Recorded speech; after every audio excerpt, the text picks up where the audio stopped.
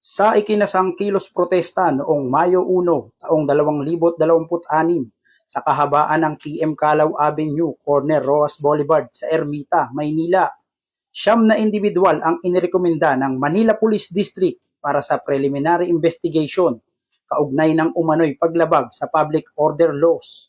Ayon sa MPD, naging magulo umano ang ilang bahagi ng rally matapos tangkaing lampasan ng ilang rallyista ang itinayong barricade ng Civil Disturbance Management personnel. Isang pulis ang nasuntok habang isang cellular phone na ginagamit sa documentation ang umano'y tinangay.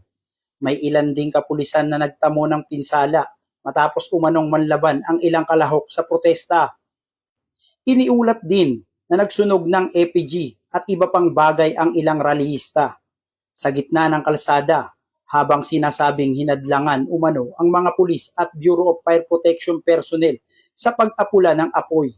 Binigyang diin naman ni Police Brigadier General Arnold C. Santiago, District Director ng MPD, na nirerespeto ng MPD ang karapatan ng mapayapang pagtitipon, subalit kinakailangang sumunod pa rin sa batas upang mapanatili ang kaayusan at kaligtasan ng publiko. Mula dito sa Manila Police District, ako si Police Staff Sergeant Lionel Morpon, alagad ng batas, tagataguyod ng Balitang Pulis.